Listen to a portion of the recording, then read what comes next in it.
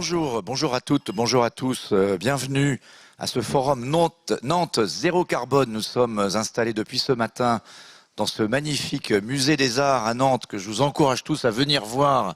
Monsieur le maire, on va en parler, mais... la ville de Nantes a un magnifique musée. Il y a une exposition, j'ai eu le temps de la voir, mais très vite, sur l'abstraction américaine à Paris, mais c'est pas grave, c'est à Nantes quand même, et c'est très très beau. Nous allons parler dans une table ronde qui va vous parler du numérique. Elle est intitulée « Il était une fois l'Ouest ». Ça rappelle évidemment un film, mais c'est évidemment pour parler de Nantes, parce que nous y sommes, pour parler du numérique au service des usages. Toute l'après-midi va être consacrée vraiment à cette question des solutions. Les solutions qu'on peut apporter au changement climatique dans les villes et au travers notamment évidemment du numérique, on va en parler tout à l'heure, mais également des mobilités, de la construction de la ville, de l'urbanisme de demain. Donc ça va être une après-midi très dense. Je présente nos invités, alors en commençant par ceux qui sont à distance et en remerciant la maire adjointe à l'agenda 2030 et numérique de Barcelone, Laïa Bonneroul, d'être avec nous au loin. Donc bonjour madame. Je crois que vous parlez français. Oui, c'est magnifique d'être avec vous. On est ravis de vous avoir. Carlos Moreno vous a fait un petit coucou en espagnol, on va quand même parler en français. Avec nous également Francky Trichet, le vice-président à l'innovation et au numérique de Nantes Métropole. Bonjour Francky. Bonjour à tous. Donc pour parler de numérique avec Francky, on est en de bonnes mains, je dirais. Je l'espère. Voilà. Axel Lemaire est également avec nous. Ancienne ministre, secrétaire d'État au numérique et à l'innovation. Est-ce qu'Axel est avec nous? Je suis avec vous pour vous parler avec Francky et avec franchise. Avec franchise, exactement. Merci Axel d'être avec nous.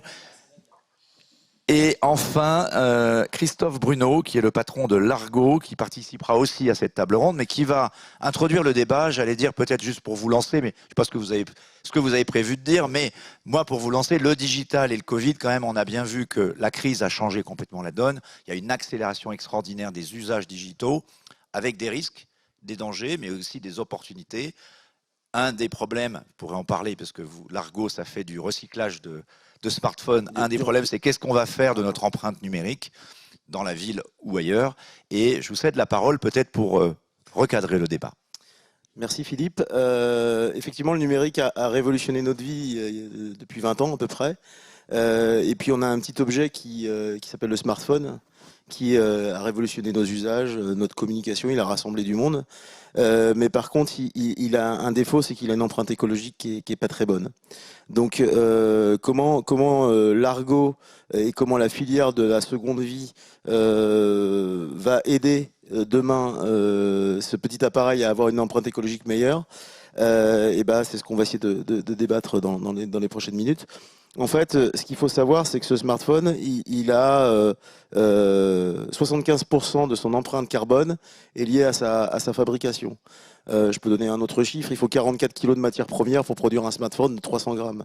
Donc vous imaginez, on arrache à peu près 50 matières premières différentes de la planète pour produire un smartphone. Donc c'est un désastre écologique. Et il y a une solution assez simple, en fait, dont Largo contribue à sa petite échelle, c'est de faire durer de faire durer nos équipements électroniques. Et donc nous, chez Largo, depuis 2016, eh ben, on reconditionne des smartphones, des tablettes et des PC, et on redistribue ces produits sur divers circuits de distribution, donc sur le digital, mais aussi dans des réseaux physiques. Merci beaucoup. Vous allez participer au débat parce que je pense que, comme je l'ai dit, la question de l'empreinte du numérique et la question du rôle du numérique dans la transition écologique est tout à fait essentielle. On va peut-être commencer par donner la parole à Francky Trichet sur cette question. Vous travaillez sur le numérique depuis très très longtemps et je le disais, la crise Covid a accéléré. Si on n'avait pas eu Internet, on n'aurait pas vécu évidemment de la même façon. Ça a tout permis de maintenir une certaine activité économique par le télétravail, de maintenir d'une certaine façon les liens sociaux, même s'ils ont été évidemment très perturbés. Ça a permis, on l'a vu dans toutes les villes, les livraisons, ça a permis de faire fonctionner la vie du mieux qu'on pouvait. Et aujourd'hui, au sortir de cette crise, on se pose la question, j'ai envie de vous demander peut-être l'expérience de la ville de Nantes, qu'est-ce qu'on va pouvoir faire de tous ces usages numériques pour essayer de changer la vie en mieux ? C'est sûr que vous avez raison, cette crise, elle a mis en évidence, elle a vraiment l'effet loupe sur différents sujets. le fait que le numérique est omniprésent devient de plus en plus invisible dans nos villes et dans nos vies, dans la ville, mais pas chez tout le monde, j'ai envie de dire. C'est-à-dire qu'elle a aussi mis en évidence le fait que certains étaient un peu plus effectivement en décrochage et ont peut-être eu cette double peine du fait qu'effectivement, parce que Un problème d'exclusion. d'exclusion vraiment marqué sur certaines populations, encore plus marquées. Donc ça, c'est le premier enseignement, même si on en était tous conscients, mais l'effet loupe a fait qu'à un moment donné, sous la contrainte, forcément, c'est encore plus flagrant, on va dire, chez nous, on va dire les responsables politiques, mais aussi chez tout à chacun. Et on a bien vu aujourd'hui cet élan de solidarité ici pendant le Covid, pour à un moment donné, quid d'aller équiper les étudiants, quid d'aller équiper les familles dans lesquelles effectivement le quotidien était un peu plus compliqué, avec 3 enfants qui à un moment donné devaient se connecter pour aller accéder à la connaissance. Donc cet élément-là, il est fondamental, et je pense que s'il y a un premier enseignement, c'est justement d'avoir cet impératif d'accessibilité pour tous, mais en vrai, pas juste dans les écritures, sur le numérique. Et donc chacun à son niveau doit effectivement s'engager sur le sujet. Après, le numérique, il a aussi montré que oui, via les plateformes, on a pu survivre au sens économiquement parlant, le télétravail, vous l'avez dit, mais aussi on a pu voir, on veut dire, des nouvelles façons de consommer la ville. On l'évoquait ce matin, on voit bien les plateformes de livraison, la simplicité du click and connect, même si c'est des termes qui les gens au début l'ont découvert. Ceci étant, ça nous questionne aussi sur toute la chaîne en fait, de la production jusqu'à la livraison, et que cet événement-là accéléré par le numérique doit aussi être vertueux. Et on voit aujourd'hui, on l'a vu ce matin encore, Johanna Roland l'a évoqué, oui, Nantes... ma ville, mon shopping à Nantes, pardon, parce qu'effectivement il y a différentes plateformes à l'échelle nationale. On voit que c'est une vraie réussite locale parce qu'effectivement les commerçants se l'ont approprié, même si encore une fois on peut. C'était quoi, c'est une réponse à Amazon? C'est un contre-pied à Amazon, effectivement, pour dire qu'on est capable de pouvoir faire émerger des plateformes, alors avec des imperfections, soyons lucides, parce qu'on ne peut pas, encore une fois, en 6 mois, se dire qu'on va être capable d'avoir une plateforme numériquement parlant aussi efficiente, avec ce qu'on appelle un facteur d'adhésion très fort, parce qu'il faut la faire connaître, et puis il faut que les gens prennent le réflexe. Par contre, sur le long terme, je crois qu'on a raison de miser sur des plateformes locales, avec cette souveraineté de la donnée qui est importante, et puis, encore une fois, les circuits de logistique qui sont associés. Et aujourd'hui, continuons à avoir ce que j'appelle cette chaîne globale du numérique qui soit la plus vertueuse et la plus locale possible. Faisons les livraisons, effectivement, avec des acteurs locaux, en vélo, en triporteur, comme on le souhaite, mais sur lesquels, en fait, le numérique est un accélérateur d'économie sociale et solidaire locale. Et ça, on l'a vraiment touché du doigt. Et c'est quelque chose qu'il faut perdurer. Vous me posiez la question, qu'est-ce qu'il faut continuer dans ces usages? Celui-ci est un bon usage vertueux parce qu'il est bon pour l'économie, il est bon pour le local et il est bon pour la planète. Parce que forcément, en logistique, en fait, on pense souvent le numérique, mais on ne voit pas les effets indirects, ou en tout cas les externalités positives, pour reprendre des termes un peu caricaturaux, mais quand même, qui disent ce qu'on veut dire. Et on voit bien que la logistique, c'est un effet transformant. De la même façon, on voit bien le numérique, comment il vient s'immiscer aujourd'hui sur... On va prendre un exemple assez caractéristique que j'aime bien prendre cet exemple. Citadel, aujourd'hui, c'est un centre local nantais pour justement accompagner les femmes qui sont victimes de violences conjugales. On a vu pendant la crise, justement, qu'à un moment donné, ces violences conjugales, elles étaient aussi quelque part peut-être accentuées, proximité, confinement. Et donc le numérique, là, on a vraiment travaillé sur un système on efface la mémoire à court terme lorsque les femmes, éventuellement, font un contact direct, urgent. Et le numérique a adapté la réponse et a permis justement d'accompagner, encore une fois, cette double souffrance, cette double peine. Et donc le fait, à un moment donné, de pouvoir travailler en local et d'avoir cette solution où, au dernier moment, elle se déconnecte et le numérique vient en fait effacer la mémoire des échanges qu'il y a pu y avoir et qui auraient pu être propices à des nouvelles violences. Là, c'est pareil, on a su accompagner localement. Ça peut paraître anecdotique, mais on voit bien qu'ici, le numérique, on le rend encore plus vertueux sur des situations pour les publics les plus précaires et qui ont aujourd'hui eu, encore une fois, cette double peine pendant le confinement. Merci beaucoup, Franck Stricher. On pourrait évidemment multiplier les exemples, mais le temps passe. On va peut-être écouter Laïa Bonéroul à Barcelone, parce que l'exemple de Barcelone, c'est un peu l'exemple de la Smart City peut-être idéale. En tout cas, vous avez été précurseur. Pour vous, y compris à la lumière de la crise Covid et des nouveaux usages, qu'est-ce que vous auriez à nous dire, Madame Bonéroul? Je vous laisse la parole. Merci, Monsieur Laville, et je suis très heureuse de partager ce panel avec vous, avec Madame Trichet, Monsieur Trichet et Madame le maire. Exactement. Avec Axel. Madame le maire. Appelez-moi Axel. Désolée. Et je voudrais aussi remercier mon ami Carlos Moreno, si vous me permettez, pour l'invitation. À mon avis, la ville numérique doit se construire sur un constat très clair. La numérisation va au-delà de la gestion urbaine. Elle détermine les conditions de vie de nos concitoyens. Et une transition numérique juste est celle qui place la justice sociale, économique et écologique au cœur de notre modèle de ville numérique. En fait, il s'agit de construire une ville numérique centrée sur les personnes et sur la planète. La ville intelligente centrée sur les personnes donc, est celle qui agit sur 3 fronts principaux. L'inclusion numérique, l'intelligence artificielle éthique et l'égalité des genres. Le premier axe de la politique numérique de Barcelone, c'est donc l'inclusion numérique, comme je dis. On départ d'un constat très clair. Actuellement, notre accès aux droits humains est défini par l'accès à l'Internet et la possession des compétences nécessaires pour l'utiliser. Alors, nous devons veiller à ce que la transition numérique soit inclusive, c'est-à-dire que chacun puisse bénéficier des avantages de l'inclusion numérique. Pour cela, il faut se rendre dans les quartiers à faible revenu, fournir un accès à Internet de qualité aux ménages vulnérables et surtout leur proposer un programme de renforcement des compétences à court et à moyen terme. Et ce dernier aspect, c'est très, très important. C'est ce qu'on est en train de faire à Barcelone avec la mise en œuvre d'un projet pilote d'inclusion numérique qui est une politique pionnière puisqu'elle s'attaque aux 3 dimensions de la fracture numérique à la fois connectivité, appareil et compétences. Nous avons besoin d'une politique publique compréhensive contre la fracture numérique et nous allons le faire avec ce projet pilote pour la première fois. Notre deuxième priorité, comme je dis,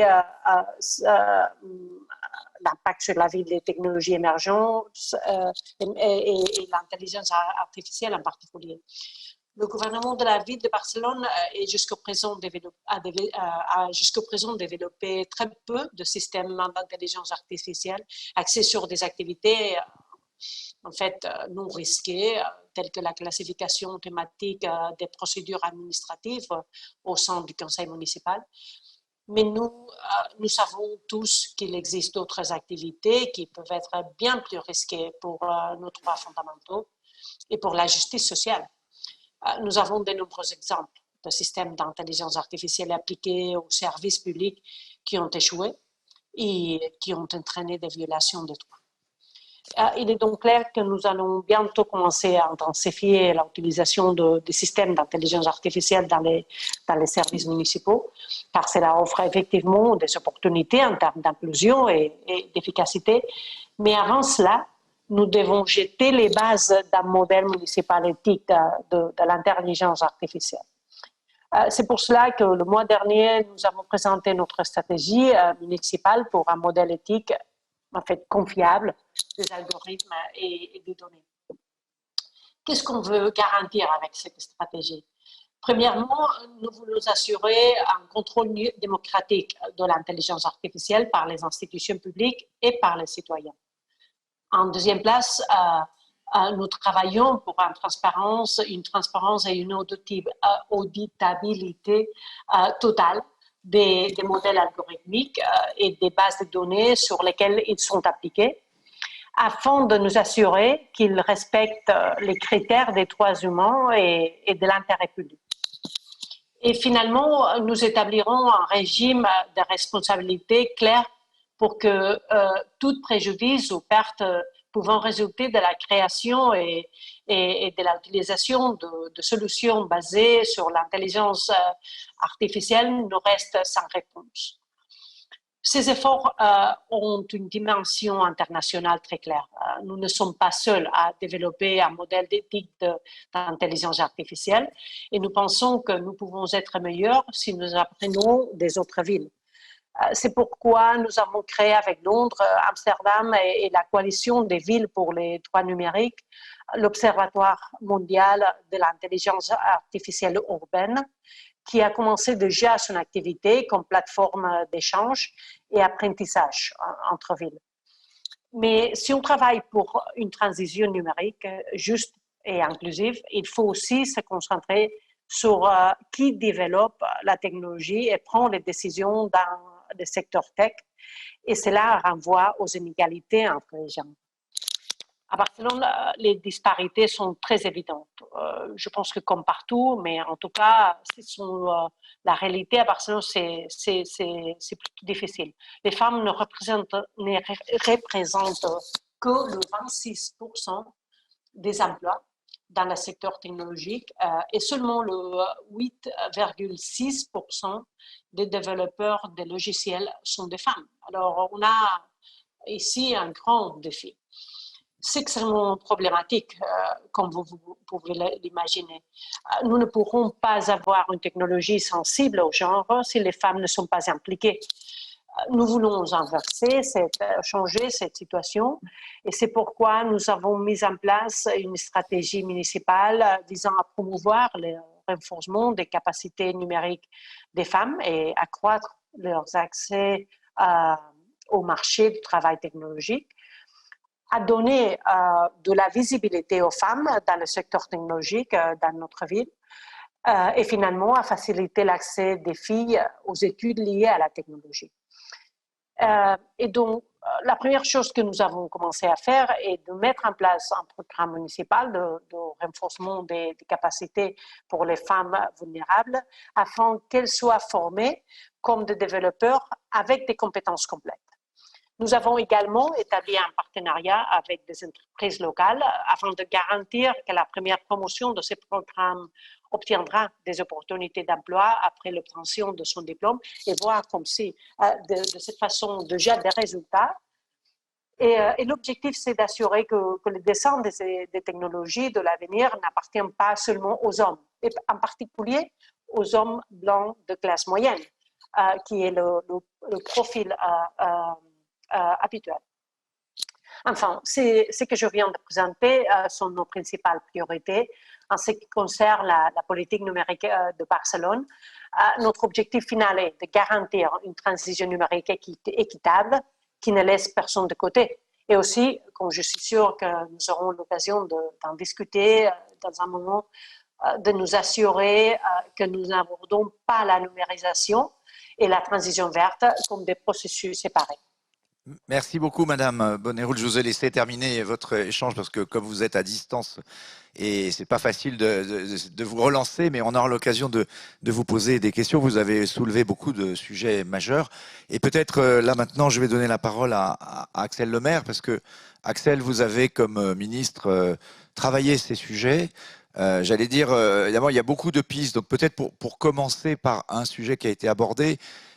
On parlait beaucoup de la Smart City, mais quand on regarde la Smart City, on pense à des villes comme Singapour. Enfin, on craint que ce soit une Smart City pour les riches et qui ne crée pas effectivement de l'inclusion, qui ne soit pas égalitaire. Vous avez beaucoup travaillé, Axel Lemaire, sur la question de l'inclusion numérique et c'est loin d'être malheureusement terminé. C'est un combat. On a parlé des biais dans l'intelligence artificielle, on a parlé effectivement du problème du genre, du problème de l'égalité des chances pour tous face au numérique.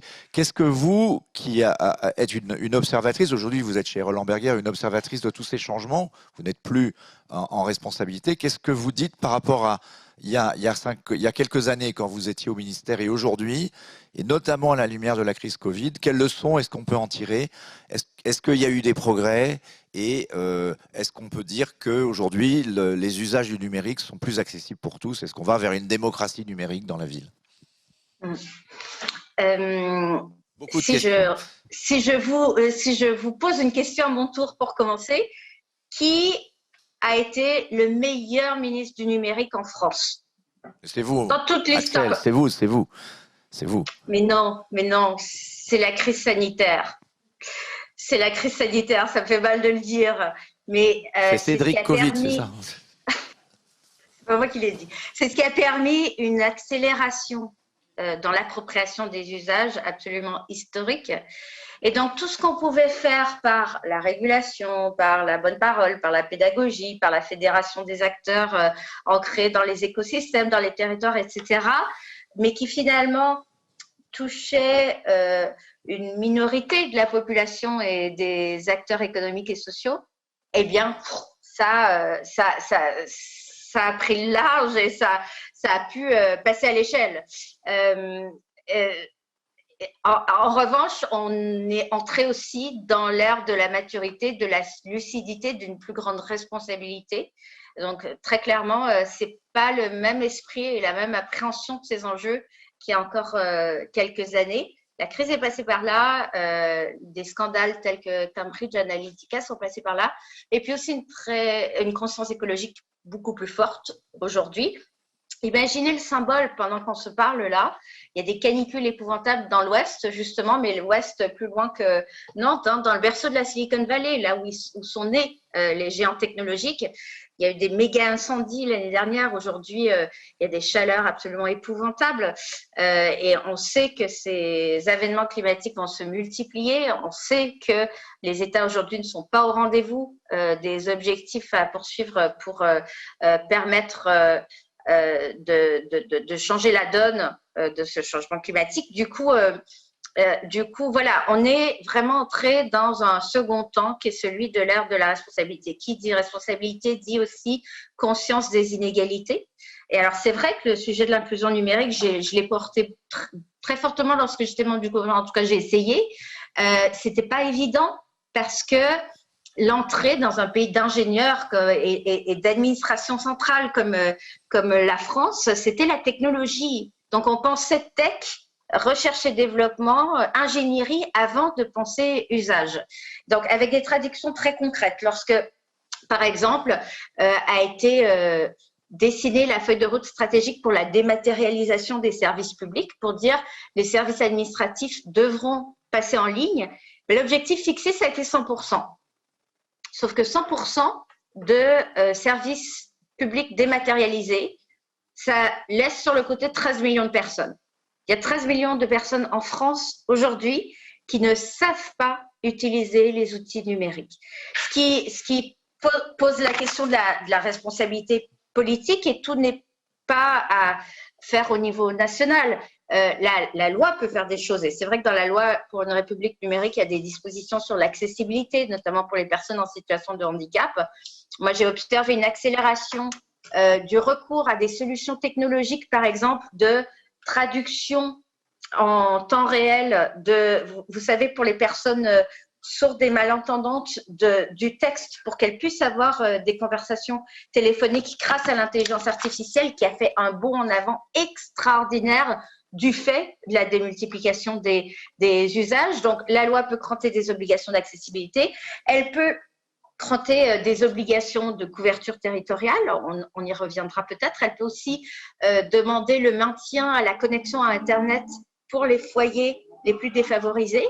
Et pourtant, il faut quand même une sacrée volonté au niveau local pour mettre en œuvre ces dispositions.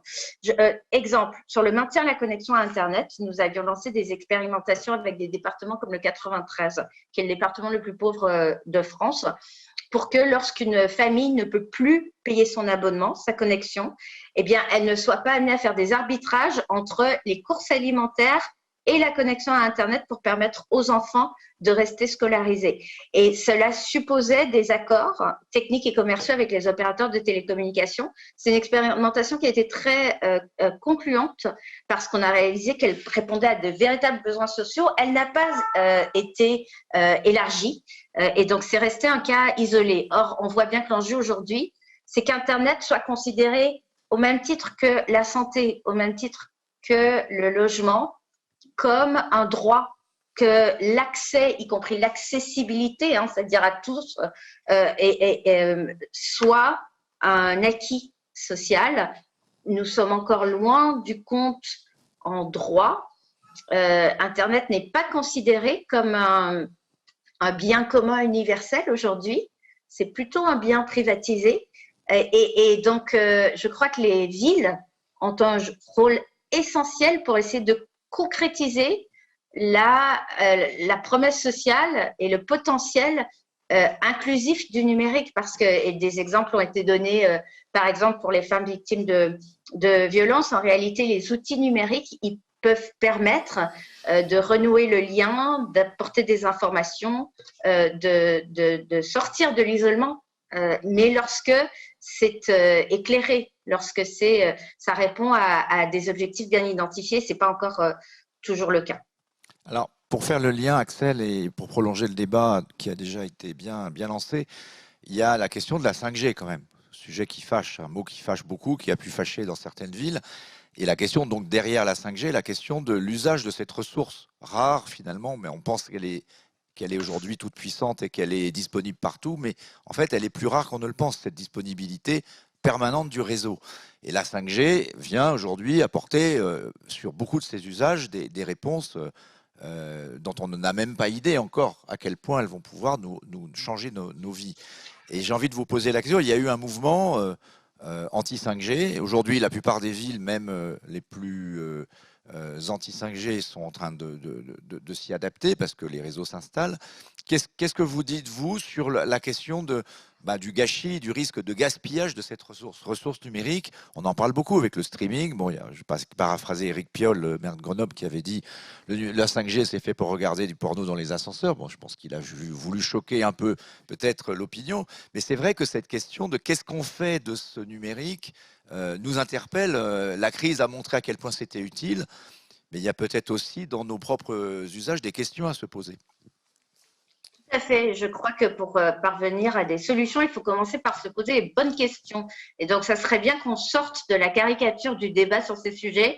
Il n'y a pas les pros 5G d'un côté et les amiches de l'autre, et il n'y a pas uniquement les utilisateurs de porno en streaming d'un côté et les intellos qui lisent du journal papier de l'autre. Donc, un, sortons de la caricature. Deux, écoutons et entendons les craintes qui sont exprimées par une partie de la population. On peut les nier.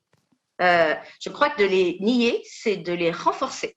Et donc, ce que ces moratoires imposés par certaines villes sur le déploiement de la 5G ont surtout révélé, c'est le manque de dialogue et de paroles laissées aux citoyens pour qu'ils expriment leurs craintes. Pourquoi? Parce que quand on crée les conditions d'un dialogue éclairé, lorsqu'on écoute des experts, lorsqu'on répond à des questions qui sont très légitimes, une partie de ces craintes s'envole.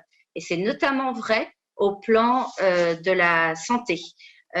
Donc, il y a un autre sujet qui est sérieux, qui doit être pris au sérieux et qui est resté trop absent de ces débats, c'est celui de la question de l'impact environnemental, de l'empreinte carbone du recours à la 5G. La 5G, c'est pas une révolution technologique, contrairement à ce qui peut être parfois dit dans des campagnes marketing. C'est une nouvelle génération, comme on a eu la 4G et puis la 3G et puis la 2G. Les Chinois sont déjà à la 6G. Sont déjà à la 6G, voilà. Mais en revanche, c'est vrai que ça peut apporter des usages nouveaux, certains encore inconnus, notamment dans ce qu'on appelle le B2B, donc business to business, c'est-à-dire pour les entreprises et entre les entreprises, tout ce qui est la connectivité des équipements industriels, par exemple, mais aussi dans le secteur de la santé, pour la connectivité des appareils d'intervention médicale. Voilà, donc il faut absolument préserver ce potentiel d'innovation au service du progrès social. De mettre la 5G, de mettre le progrès au service du progrès, en fait. Voilà, exactement, du progrès social et du progrès humain, et non pas du progrès technologique comme une fin en soi. En revanche, ce qui est vrai aussi, c'est que la 5G, même si en soi, aujourd'hui, elle est plutôt plus vertueuse d'un point de vue environnemental, on sait qu'elle aura tendance à accélérer la croissance des usages, et notamment des usages de streaming, et que du coup, le recours à la vidéo en ligne sera tellement facilité, avec une telle qualité, que cette croissance des usages aura un impact carbone très, très réel sur l'empreinte environnementale du secteur du numérique de manière générale, à tel point qu'aujourd'hui, on considère que le rôle du numérique dans l'empreinte environnementale est au niveau mondial, il est de 3-4%, Et d'ici quelques années, il sera monté à 10. 10, ça commence à peser. Hein. 10, c'est comme les transports. C'est comme donc c'est comme ça devient une industrie très polluante. Or, on pense au fast-food, mais on pense pas fast-net, on pense pas fast-tech. Et il faudrait qu'on commence à s'interroger sur la sobriété des usages numériques. Alors, bien sûr, et ça a été dit aussi, vous voyez ce petit appareil-là, lorsque je l'achète en magasin, il y a 90% de son impact énergétique qui a déjà été consommé. Donc, mon rôle à moi, en tant que consommatrice finale, il est relativement limité parce que ce qui est le plus polluant là-dedans sont les métaux rares, sont les processus d'extraction, etc. Et il n'empêche qu'on peut encourager des circuits de recyclage et de réutilisation, mais il faut aussi encourager la sobriété des usages et des usages des consommateurs individuels, mais aussi des entreprises. Et ce que ça signifie aussi, ces débats autour de la 5G, je terminerai là, c'est l'importance d'organiser une gouvernance de l'arrivée des technologies dans les villes. Ça ne peut pas se faire sous prétexte que c'est l'État qui a la main, qu'il est possible d'imposer l'implantation d'antennes mobiles ou d'une nouvelle technologie parce que c'est une compétence qui relève de l'État, sans s'interroger sur la réaction de la part des populations locales. Et donc, quel mécanisme de gouvernance, d'entretien du dialogue et du débat on met en place? Et de fait, les villes qui avaient mis des moratoires, qui ont gelé l'arrivée de la 5G, qui ont organisé des débats, elles s'accordent à peu près toutes pour dire que c'est pas du marketing, c'est pas que de la com, ça a été vertueux et que les citoyens qui ont participé à ces exercices de démocratie contributive en ont retiré quelque chose, ont souvent changé d'avis et en tout cas ont permis d'élaborer des chartes d'accueil de la 5G qui correspondent aux attentes citoyennes. Donc, il faut désormais lier Smart City et inclusion à démocratie numérique. Merci beaucoup, Axel. Alors, Francky Trichet, vous avez sursauté plusieurs fois en parlant, quand j'ai parlé de 5G. Il y a des amis à Nantes, où vous en êtes où sur la 5G? Et quels nouveaux usages? Je voulais surtout dire que, encore une fois, avec Axel, toujours en accord, et merci pour tout ce qu'elle dit. Pour moi, tu es vraiment celle qui a vraiment la meilleure. Je tiens à le dire parce que tout ce que tu dis là, nous, on appelle ça la montée en puissance de la société civile du numérique, c'est-à-dire que tous les débats autour de la 5G, c'était presque une virgule dans cette prise de conscience, on va dire, de la société, que le numérique, effectivement, il ne doit pas être aux mains soit des scientifiques, des techniciens ou de ceux qui font le numérique en tant que filière, mais qu'aujourd'hui, ça devient un sujet qu'on doit débattre, sur lequel nous, les collectivités, chacun à sa place, doit organiser les conditions d'un débat le plus serein possible. Effectivement, la montée en pression pour cliver, ça n'a jamais été aujourd'hui quelque chose de durable, en tout cas dans les débats. Et on le voit bien aujourd'hui. Et à Nantes, je pense qu'on a été un territoire dans lequel, depuis le début, on s'est dit, cette société civile du numérique, on est le début d'une histoire. Le numérique est de plus en plus mature et je crois qu'il est de plus en plus approprié à la fois par les politiques. On n'a jamais eu autant de collègues élus dans la commission numérique que j'ai la chance d'animer avec différents collègues à l'échelle nationale qui regroupe d'ailleurs des métropoles et des territoires plus ruraux. Jamais il y a eu autant de collègues élus et même dans les collectivités, de gens élus sur le numérique. Mais le numérique au sens vraiment le projet sociétal et qu'est-ce qu'on fait du numérique et pas sur sa vision technologique, le prisme IA ou données, etc. Donc ça, c'est un premier. Il faut s'en féliciter. Et la crise, elle a accéléré. Et donc, alors à Nantes, qu'est-ce qu'on va faire avec la 5G alors? Mais la 5G, elle est là, c'est-à-dire que ça fait partie pour nous d'une petite virgule de l'aménagement numérique du territoire qu'on veut le plus solidaire possible, qu'on veut le plus discuter en amont pour quoi faire, parce qu'effectivement aujourd'hui la sobriété des usages, et je partage complètement, une des missions des collectivités, c'est de sensibiliser, de former sur les usages, parce que les premiers pollueurs, c'est pas le numérique, c'est nous. C'est effectivement cette consommation et cette fuite en avant sur la consommation de la vidéo, mais pas que, qui nous est d'ailleurs imposée, impulsée par tout un tas de sociétés qui savent faire sur cette économie de l'attention. Et nous, notre rôle, c'est pas de priver ou de dire fais pas ci, fais pas ça, c'est en tout cas d'éduquer et de faire en sorte que cette société civile du numérique prenne conscience de ce qu'elle fait. La 5G, elle est à Nantes. Après, on va pas rentrer dans les détails, la 26 GHz, la 3,5, c'est pas le sujet. Le sujet, c'est de se dire qu'à chaque fois qu'il y a une nouvelle technologie, puis demain on va parler d'autres technologies sans rentrer dans le détail, il faut qu'on en discute en amont sur quels sont les usages. On ne peut pas tout tout anticiper à 3 ans, à 5 ans. On le sait bien. Internet, lorsqu'il est arrivé... Beaucoup des usages, on ne les connaît pas encore, en fait. Et on ne les connaîtra pas.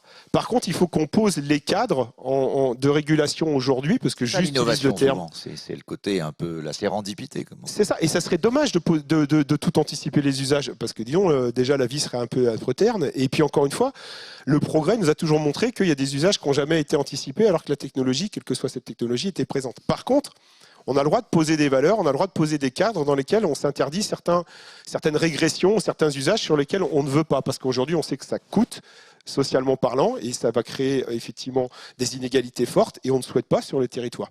Et pour rejoindre ce que dit Axel, le numérique, il doit aujourd'hui être en ramification dans la gouvernance dans les territoires. On n'a jamais eu autant d'exemples qui démontrent qu'aujourd'hui, le partenariat État, territoire, voire plus loin à l'échelle de l'Europe, il faut qu'il soit vraiment, vraiment efficient, parce qu'il y a des choses qui vont démarrer ou s'amplifier que dans les territoires. Je vais prendre un exemple, parce que mon collègue il est là.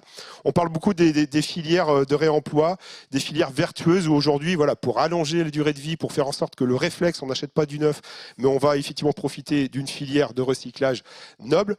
Il faut qu'à un moment donné, il y ait une dynamique qui se met en place. Ce n'est pas parce qu'il y a un acteur qui va le faire que tout le monde va y aller. Par contre, je crois que s'il y a 10, 15 territoires en France, par exemple, dans lesquels il y a des partenariats, les politiques y vont, les acteurs de l'économie y vont, et on a une vraie campagne de réflexe, on va dire, en disant c'est bon pour l'économie, c'est bon pour l'écologie et c'est bon pour l'économie sociale et solidaire, et on crée des nouveaux emplois territorialement, ça c'est important. Et on ne peut le faire que si on passe à la masse. On a plein d'initiatives aujourd'hui dans les territoires, dans les quartiers, où 300, 400 machines, des associations pour effectivement des logiques de solidarité. C'est très bien, mais ce n'est pas suffisant.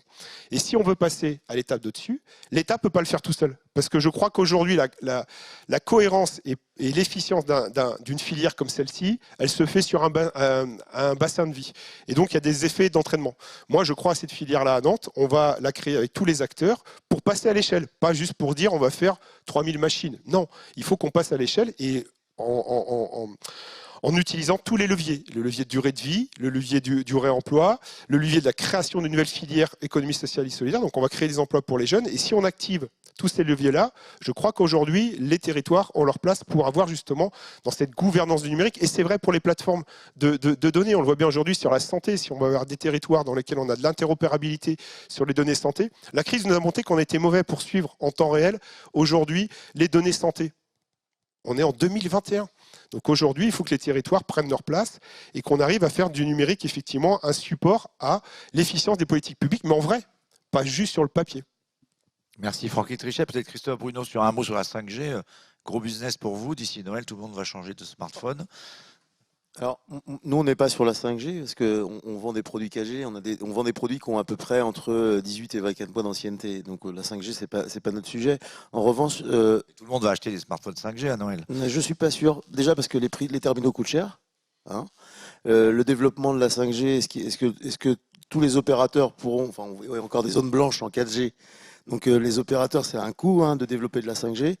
Les usages pour le particulier, pour avoir vu tourner de la 5G, je ne vois pas, personnellement, ça n'engage que moi, mais l'intérêt de la 5G. Par contre, ça va révolutionner, comme le disait Axel, les métiers de la santé, de la mobilité. Les voitures autonomes, elles auront besoin de la 5G.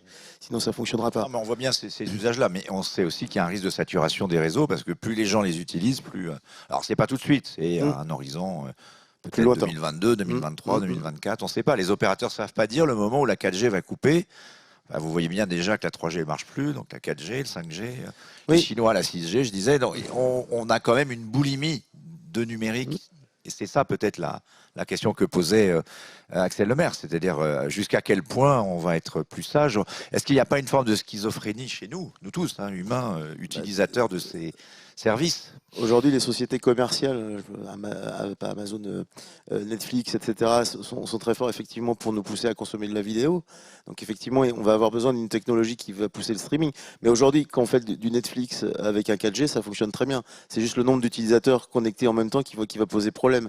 Mais on parlait de rupture tout à l'heure dans certains quartiers ou d'accès au numérique par l'outil. Nous, ce qu'on fait aujourd'hui, le premier critère d'achat d'un produit reconditionné, c'est son prix. On est 40 à 50% moins cher qu'un produit neuf. Donc on donne accès aussi à une certaine frange de la population à des produits qui, en plus, sont plus vertueux écologiquement parlant. Donc il y a tout un travail à faire avec les pouvoirs publics, l'ADEME, etc., pour démocratiser ces pratiques de réemploi. Je crois que moi, la crise sanitaire a accéléré ces comportements d'achat de la seconde vie. Si on va au-delà du numérique, quand on regarde des gens comme Vinted ou des gens comme La Redoute c'est des choses comme la Reboucle, etc., tous les produits de seconde vie, dans tous les secteurs d'activité, ça a de l'avenir. Donc après, c'est à nous, citoyens, de changer nos comportements d'achat. Et sur la partie qui me concerne, les produits reconditionnés, aujourd'hui, les process industriels qu'on a mis en place, hein, Francky est venu nous visiter, aujourd'hui, on apporte des produits aux clients qui sont proches du neuf. Donc ça sert à quoi d'aller acheter un produit neuf? Alors, il en faut encore un peu, hein, parce que autrement je ne peux plus m'alimenter. Mais ça sert à quoi d'aller acheter que du neuf, alors qu'on a un produit qui fait aussi bien le job Il faut réparer. Je voudrais donner la parole à la maire de Barcelone. Je crois qu'elle est encore avec nous. Vous êtes là, madame?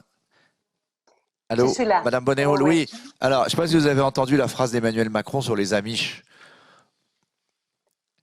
Il a dit, quand il y avait un mouvement anti-5G en France, il a dit on n'est pas les Amish ici.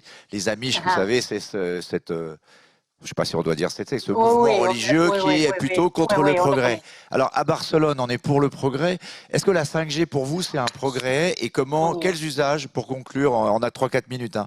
Mais on peut penser, on parlait beaucoup d'industrie, le port de Barcelone, peut-être le port de Saint-Nazaire. Avec la 5G, c'est une productivité, des emplois peut-être nouveaux à créer?